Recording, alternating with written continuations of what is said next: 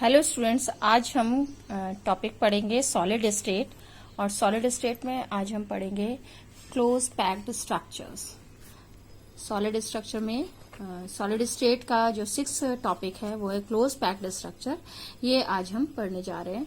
और आप सब जैसा कि आपको पता है कि सॉलिड में जो कॉन्स्टिट्यूएंट पार्टिकल्स हैं वो क्लोजली पैक्ड होते हैं, लेकिन ये पैकिंग किस तरीके से होती है उसको आज हम स्टडी करेंगे। तो सबसे पहले समझने के लिए हम देखें कि क्लोज पैक्ड स्ट्रक्चर हम 3 तरीके से पढ़ेंगे। Close packing of constituent particles in 1 dimension, close packing of constituent particles in 2 dimension and close packing of constituent particles in 3 dimensions. तो जब हम कॉन्स्टिट्यूएंट पार्टिकल्स की क्लोज पैकिंग 1 डायमेंशन में करते हैं, देखिए पहला टॉपिक है 1 डायमेंशन, तो एक ही स्ट्रक्चर हमें एक ही पॉसिबल स्ट्रक्चर हो सकता है कि जो कॉन्स्टिट्यूएंट स्फेयर्स हैं, जो पार्टिकल्स के जो स्फेयर्स हैं, वो क्लोजली एक दूसरे को के साथ एकदम इस तरीके से अरेंज हो कि वो क्लोज पैकिंग बनाए और each sphere is in contact with 2 adjacent spheres. तो यहाँ पर एक स्फेयर 2 एडजेसेंट स्फेयर्स के कॉन्टेक्ट में है, इसलिए इस क्लोज पैकिंग का जो कोऑर्डिनेशन नंबर है दैट विल बिकम 2। ठीक है, तो क्लोज पैकिंग ऑफ स्फेयर्स जैसा कि लिखा हुआ है, there is only one way of arranging spheres in 1 dimension that is to arrange them in row and touching each other। तो ये क्लोज पैकिंग इन 1 डायमेंशन हो गई। अब कोऑर्डिनेशन नंबर भी मैंने आपको बता दिया। Close packing in 2 dimension, close packing 2 dimension में 2 तरीके से होती है। Close packing in 2 dimension it comes in 2 ways. अगर हम स्क्वायर क्लोज पैकिंग करें, स्क्वायर क्लोज पैकिंग, ठीक है, यानी कि इस तरीके से करें कि हमें कॉन्स्टिट्यूएंट स्फेयर्स का जो सेंटर पॉइंट को अगर हम मिलाएं तो हमें एक स्क्वायर मिले, तो ये क्लोज पैकिंग इन 2 डायमेंशन जो कहलाएगी वो स्क्वायर क्लोज पैकिंग कहलाएगी। और दूसरा कहलाएगी हेक्सागोनल क्लोज पैकिंग। ठीक है, हेक्सागोनल क्लोज पैकिंग। और ये जो है ये 2 डायमेंशन में है। 2 डायमेंशन का मतलब कि हम लेंथ और विड्थ ले रहे हैं, सिंगल लेयर ले रहे हैं। तो यहाँ पर देखिए दोनों डायग्राम्स से क्लियर हो रहा है कि अगर हम कॉन्स्टिट्यूएंट पार्टिकल्स के स्फेयर्स को जैसे कि हमने 1 डायमेंशन में एक रो में अरेंज किया था टचिंग टू ईच अदर, इस तरीके से हम अरेंज करें और उसके ऊपर जो हम दूसरी लेयर अरेंज करें वो इस तरीके से अरेंज करें कि जो फर्स्ट लेयर का स्फेयर, फर्स्ट रो का जो स्फेयर है वो जस्ट अबव द उसके ऊपर दूसरी लेयर, दूसरी रो का स्फेयर उसके जस्ट ऊपर आए। तो इस तरीके से जो क्लोज पैकिंग होगी, स्फेयर के ऊपर स्फेयर, स्फेयर के ऊपर स्फेयर, तो ये जो स्फेयर स्फेयर स्फेयर एक के ऊपर एक, तो इस तरीके से जो आएगी उसमें अगर हम देखें तो अगर स्फेयर्स के सेंटर्स को मिलाएं तो we will get a square. ठीक है, तो ये इस टाइप की जो पैकिंग है 2 डायमेंशंस में, जिसमें एक ही रो का पैटर्न बार बार रिपीट हो रहा है, जिसमें हम अगर एक रो के पैटर्न को ए से डिनोट करें तो हमें ए स्ट्रक्चर मिल रहा है। तो इस तरीके की क्लोज पैकिंग 2 डायमेंशन में स्क्वायर क्लोज पैकिंग कहलाती है।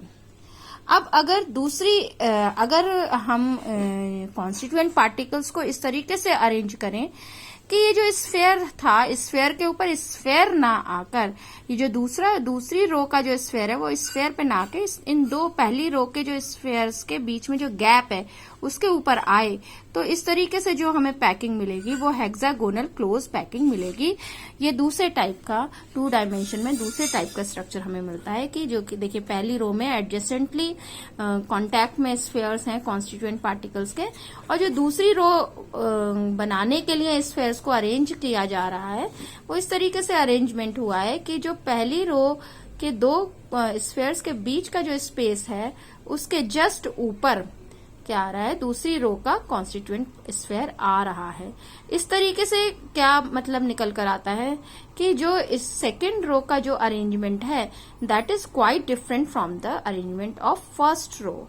सो we get the structure, the arrangement of first row is not repeated in second row. So if we get other arrangement, so we denoted them as A and B, and after B the same pattern of first row is repeated, यानी उसके sphere के just ऊपर दूसरा उस sphere आ रहा है third row का।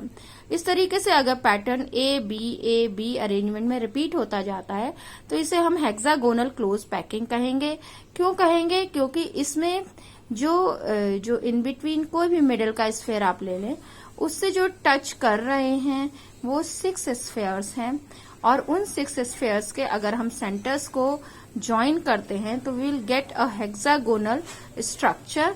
तो इस तरीके की जो पैकिंग है जिसमें फर्स्ट रो के गैप्स के बीच, गैप्स के ऊपर सेकंड रो के स्फीयर्स आ रहे हैं, ये हेक्सागोनल क्लोज पैकिंग कहलाएगी इन 2 dimensions.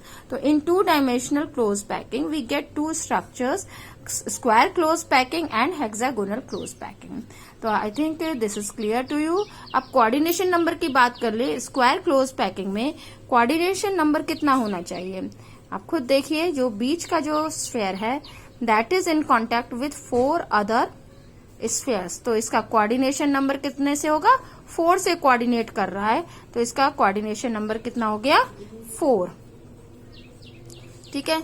अब हेक्सागोनल क्लोज पैकिंग में देखिए, जो एक स्फीयर है वो किससे कांटेक्ट में है? 6 अदर स्फीयर्स के साथ कांटेक्ट में है। तो ये जो क्लोज पैकिंग हुई, ये इसका जो कोऑर्डिनेशन नंबर होगा वो कितना निकल कर आएगा? ये कोऑर्डिनेशन नंबर 6 हो जाएगा।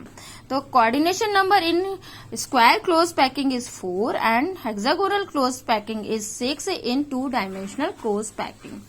तो अब इस तरीके से आपने देखा कि जब हम वॉइड्स के ऊपर हमारा दूसरी टाइप का पैटर्न बनता है तो ए बी स्ट्रक्चर ये हेक्सागोनल क्लोज पैकिंग में होता है। अब हम देखेंगे क्लोज पैकिंग इन 3 डायमेंशन। क्लोज पैकिंग इन 3 डायमेंशन। अब क्लोज पैकिंग इन 3 डायमेंशन किस तरीके से अरेंज होगी? क्लोज पैकिंग इन 3 डायमेंशन 2 तरीके से हो सकती है। ठीक है। जब हम स्क्वायर क्लोज पैकिंग के ऊपर स्टेक्स बनाते जाएं स्क्वायर क्लोज पैकिंग के, या हम हेक्सागोनल क्लोज पैकिंग के ऊपर स्टेक्स बनाते जाएं 3 डायमेंशनल स्ट्रक्चर क्रिएट करने के लिए। यानी कि जो हमारी स्क्वायर क्लोज पैकिंग जो हमने 2 डायमेंशन में जैसे ये देखी थी, ऐसे ही स्ट्रक्चर के ऊपर स्ट्रक्चर हम बनाते चले जाएं तो ये हमारा क्या बन जाएगा? 3 डायमेंशनल स्ट्रक्चर बन जाएगा। तो एक तो तरीका ये हो सकता है। दूसरा तरीका ये हो सकता है कि हेक्सागोनल क्लोज पैकिंग के ऊपर अगर हम लेयर्स अरेंज करते चले जाएं तो जो 3 डायमेंशनल स्ट्रक्चर बनेगा वो हेक्सागोनल क्लोज पैकिंग से बनेगा। तो क्लोज पैकिंग इन 3 डायमेंशन 2 तरीके से हम स्टडी करेंगे। स्क्वायर क्लोज पैकिंग के ऊपर देखिए, स्क्वायर क्लोज पैकिंग के ऊपर यहाँ पे देखिए लेंथ है, विड्थ है और हाइट है। स्क्वायर क्लोज पैकिंग के ऊपर इस तरीके से लेयर्स अरेंज करें कि जो स्फीयर के ऊपर स्फीयर, स्फीयर के ऊपर स्फीयर आए तो हमें जो स्ट्रक्चर मिलेगा that is the repeated structure of first layer and we can denote it like A structure. तो इस तरीके से जो बनता जाएगा स्ट्रक्चर, और इसमें जो अगर हम एक सिंपल यूनिट अगर निकाल के देखें तो ये हमें सिंपल प्रिमिटिव क्यूबिक सेल मिलेगी।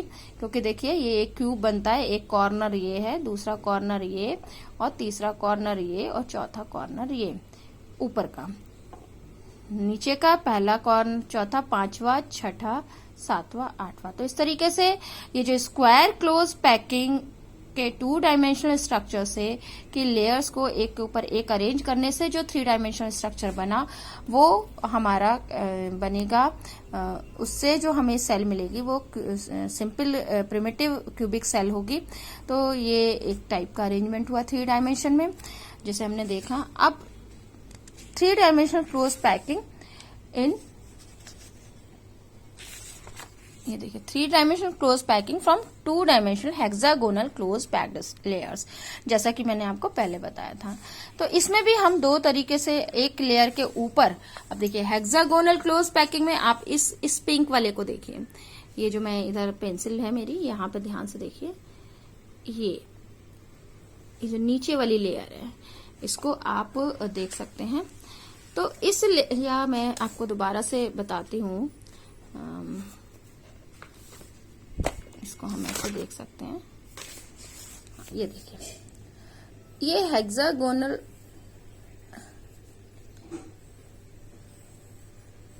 Hexagonal close packing, first layer के बाद जो सेकंड लेयर होगी वो गैप्स के ऊपर जाएगी, ठीक है, स्फेयर के नीचे स्फेयर नहीं आएगा, ठीक। अब ये जो तीसरी लेयर आई वो इस तरीके से आई, ठीक है। तो अब क्या हुआ, ये अगर हम ए माने तो ये बी लेयर हो गई, ये फिर ए लेयर हो। अब सेकंड जो लेयर है वो हम किसके ऊपर बनाए, इसके ऊपर, जो गैप है उसके ऊपर बनाए। You can see that I am drawing this second layer with this pen like this.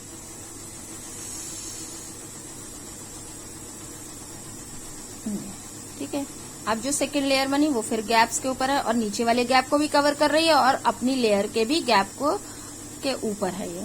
तो इस तरीके से जो हमें स्ट्रक्चर मिलता है वो ये स्ट्रक्चर बन जाता है, ठीक है।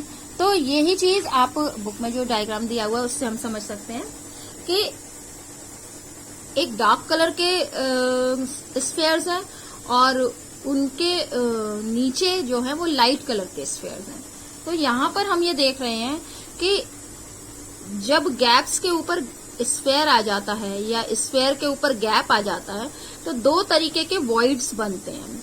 क्या बनते हैं, 2 तरीके के वॉइड्स बन रहे हैं, tetrahedral void and octahedral void. आप देखिए, अगर हम इसको देखें तो इसके ये जो ट्रायंगुलर वॉइड है, ये देखिए ये ट्रायंगुलर वॉइड है, ठीक है, इसके ऊपर एक अगर स्फेयर है तो ये जो वॉइड, इसके ऊपर ये जो स्फेयर है, ट्रायंगुलर वॉइड के ऊपर जो स्फेयर आएगा, ये स्फेयर क्या कहलाएगा, टेट्राहेड्रल स्फेयर कहलाएगा। लेकिन अगर ये ट्रायंगुलर वॉइड है,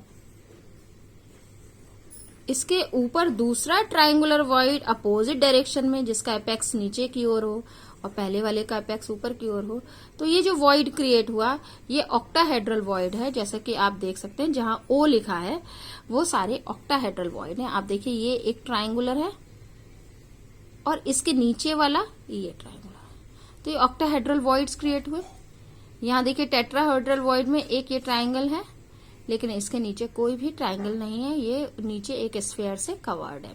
तो इस तरीके से placing second layer over the first layer, इस तरीके से अगर हम रखते हैं हेक्सागोनल क्लोज पैकिंग में, जिसमें कि एक रो के ऊपर जो दूसरी रो का स्फीयर है वो उसके गैप पर आता है, तो हमें 2 तरीके के हमें वॉइड्स मिलते हैं, tetrahedral voids and octahedral voids. तो ये हमारा ये सेकेंड लेयर को हम फर्स्ट लेयर के ऊपर किस तरीके से रख रहे हैं ये वो यहाँ पर समझाया गया है। अब इसको फिर से समझ लेते हैं। फर्स्ट लेयर के जो स्फेयर्स हैं वो ब्लू कलर से शो किए हुए हैं और जो सेकेंड लेयर का जो स्फेयर है वो उस ब्लू कलर के स्फेयर का जो गैप है ट्रायंगुलर, जिसे हम टेट्राहेड्रल होल बोल रहे हैं, उसके ऊपर रख दें तो हमें जो गैप जो हमें वॉइड क्रिएट होगा वो वॉइड होगा आपका टेट्राहेड्रल वॉइड। देखिए 3 ये पहली लेयर के हैं, उसके ऊपर अगर मैं ये चौथा रख दूं, जैसे कि आप कंचे रख सकते हैं या बॉल्स रख सकते हैं, तो आप समझ सकते हैं कि गैप किस तरीके का बनेगा। तो ये टेट्राहेड्रल होल बन जाता है और इसका जो इसकी ज्योमेट्री है वो इस तरीके से शो करते हैं कि एक जो स्फेयर है that is in contact with 4 other spheres, ठीक है। तो ये हो गया हमारा टेट्राहेड्रल वॉइड के बारे में। अब इसके नीचे दिया हुआ है ऑक्टाहेड्रल वॉइड। ऑक्टाहेड्रल वॉइड में जो लोअर लेयर है, लोअर लेयर या लोअर लेयर का जो 3 रो ब्लू कलर से दिखाए हैं, उनके जो ट्रायंगुलर गैप था उसके ऊपर जो दूसरी लेयर है उसका भी ट्रायंगुलर गैप आ रहा है, but you can see that the apex of lower triangle is downward and the apex of upper triangle is upward. तो इस तरीके से जो क्रिएट हुआ void, that is tetrahedral void, and you can again understand by this figure that three blue color spheres of a lower layer is covered by the three upper layer spheres, and the apex of these two layers are just opposite to each other to create the octahedral void. तो जो geometry बनेगी वो इस तरीके से बनेगी. तो इस फिगर में आपको टेट्राहेड्रल एंड ऑक्टाहेड्रल वॉइड्स के बारे में बताया गया है. अब इसके बाद आता है कि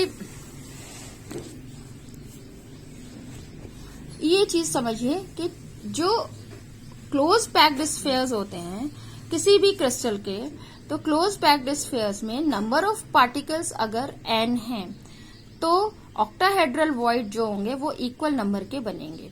ठीक है, अगर पार्टिकल्स कॉन्स्टिट्यूएंट पार्टिकल्स का नंबर 4 आता है तो ये भी हमारे क्या होंगे 4 बनेंगे. और अगर टेट्राहेड्रल वॉइड्स की बात करें तो जो वो होंगे just double of the constituent particles. तो अब ये वाली बात, ये भी एक याद रखने वाली बात है जिससे हम केमिकल फॉर्मूला जनरेट करेंगे कि यहाँ पर हम समझ सकते हैं कि नंबर ऑफ कॉन्स्टिट्यूएंट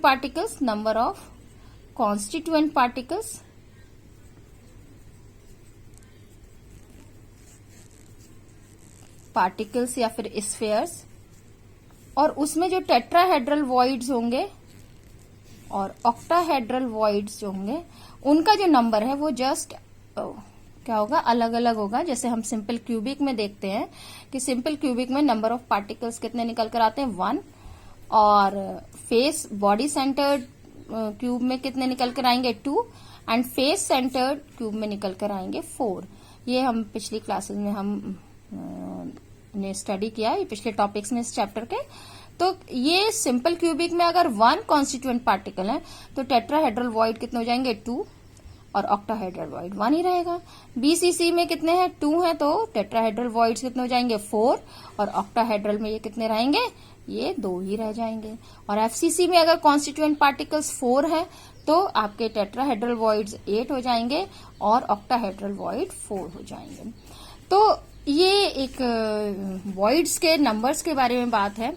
अब हमने देखा कि 3 डायमेंशन स्ट्रक्चर में फर्स्ट लेयर के ऊपर सेकंड लेयर तक तो हमने अंडरस्टैंड कर लिया, और उसमें किस तरीके से टेट्राहेड्रल और ऑक्टाहेड्रल वॉइड्स बने ये भी हमने समझ लिया.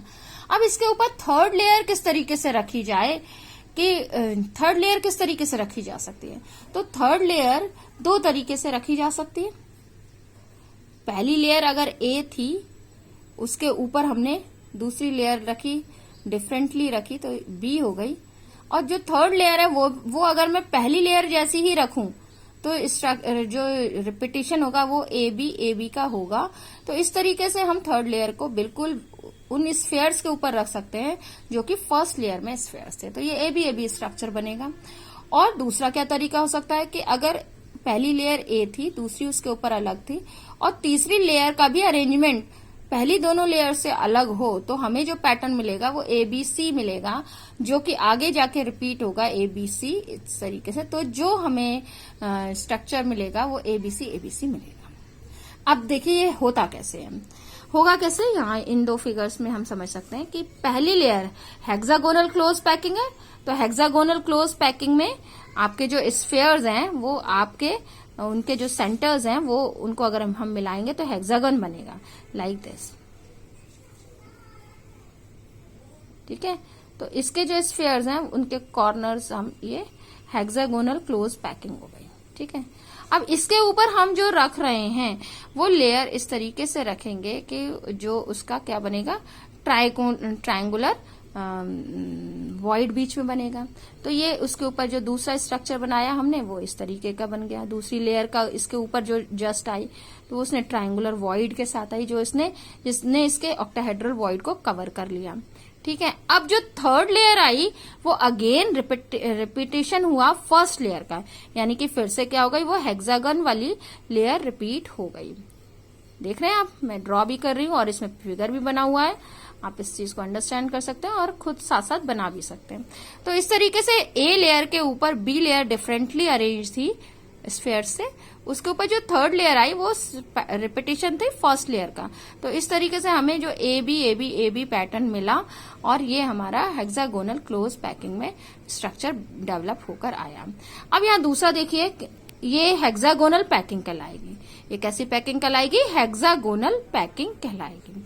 अब यहां देखेंगे cubic close packing. Cubic close packing कैसे बनेगी? ये ABC पैटर्न से बनेगी, यानी कि ए जो अभी हमने अंडरस्टैंड किया वही रिपीटेशन है हेक्सागोनल पैकिंग वाला, हेक्सागोनल लेयर है वो, और उसके ऊपर हम ट्रायंगुलर वॉइड वाली डिफरेंटली अरेंज्ड स्फेयर से जो बनी हुई है लेयर वो उसके ऊपर रखा, यानी AB तक तो हम अंडरस्टैंड किए हुए हैं।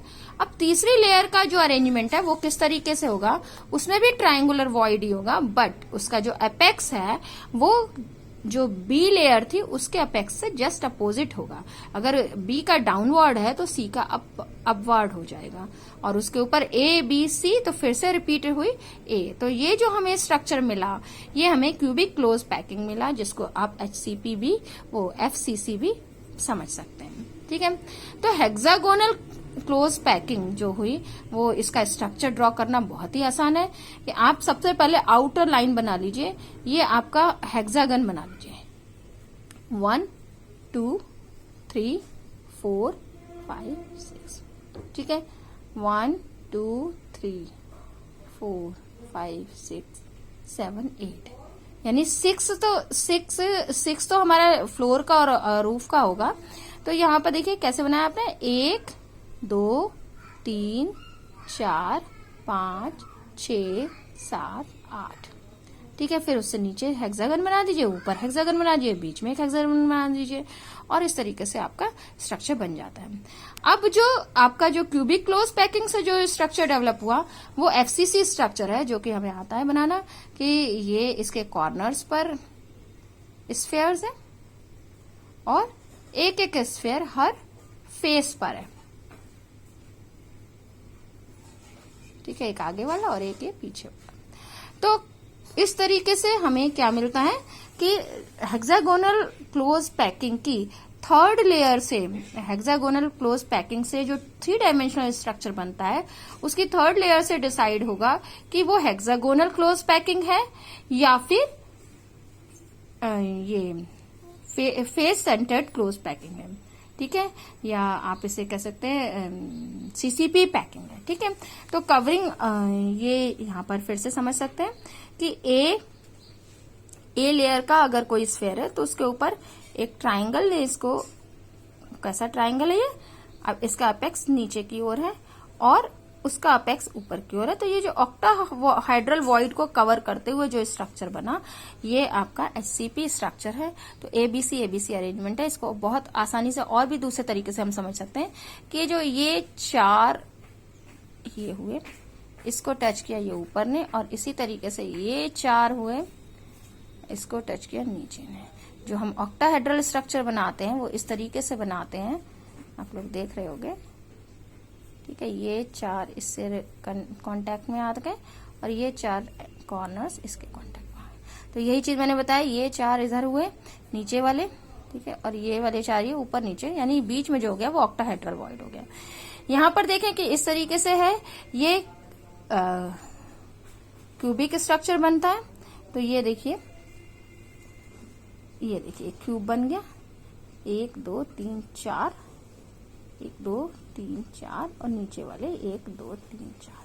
ठीक है, तो यहाँ से अंडरस्टैंड कर सकते हैं फिगर, ये ABC arrangement of layers when octahedral void is covered, octahedral void covered है, और fragment of the structure formed by this arrangement resulting in cubic close packing.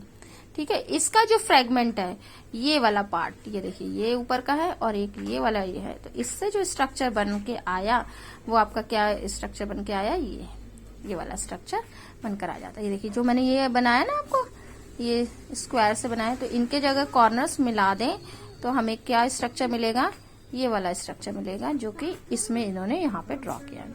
ठीक है, तो covering octahedral void will result into FCC, ठीक है, और CCP। ठीक है, तो इस तरीके से इन दोनों ही स्ट्रक्चर्स में both these type of close packing are highly efficient ठीक है, about 74% space is filled in the crystal. And in दोनों ही केसेस में, चाहे वो HCP स्ट्रक्चर हो, हेक्सागोनल क्लोज पैकिंग हो, या दूसरे टाइप की क्लोज CCP या FCC स्ट्रक्चर हो, उन दोनों में ही क्या है कि कोऑर्डिनेशन नंबर 12 होगा।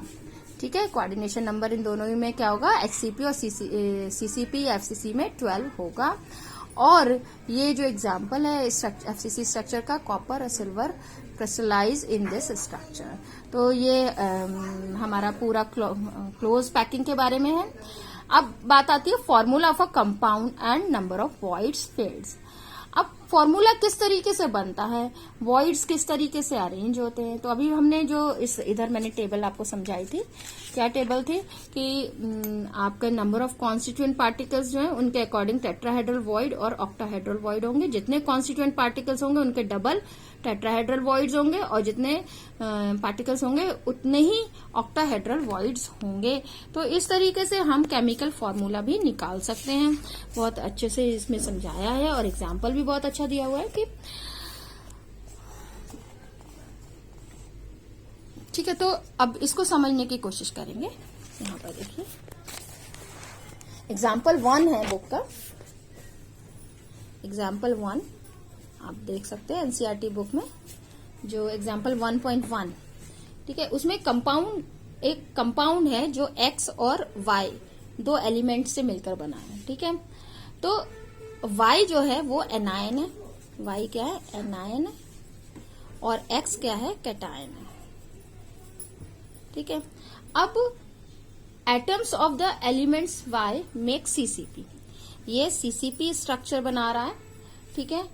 And those of elements X occupies all the octahedral voids, यानी X occupies all octahedral voids, ठीक है।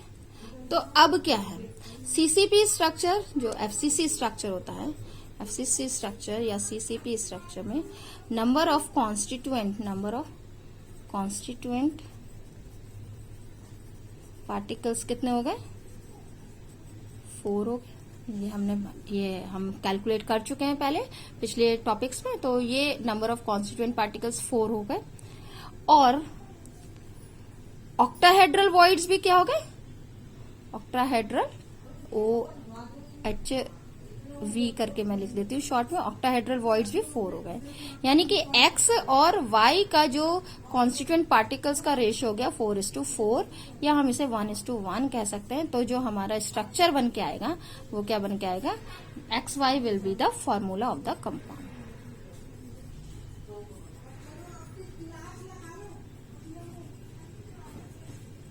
ठीक है।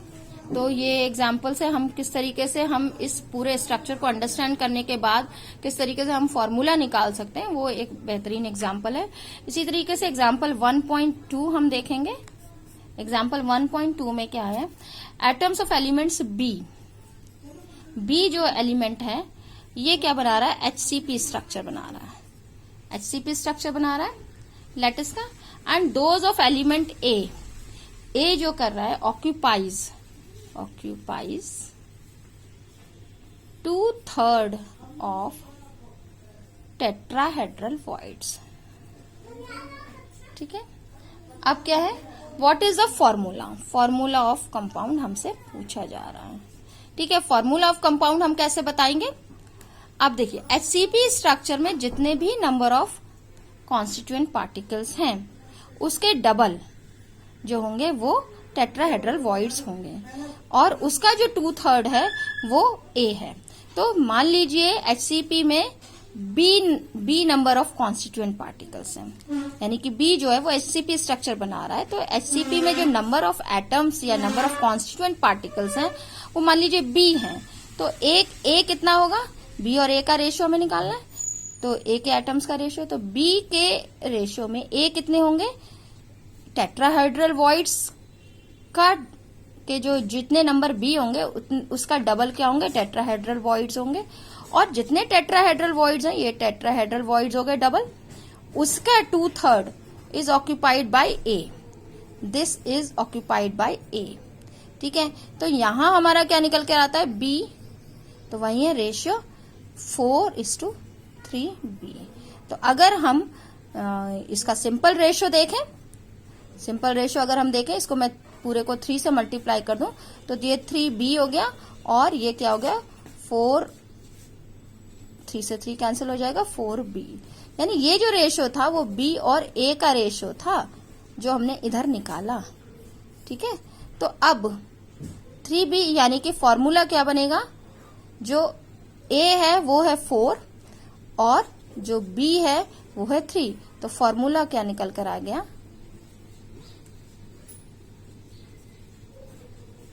A4B3।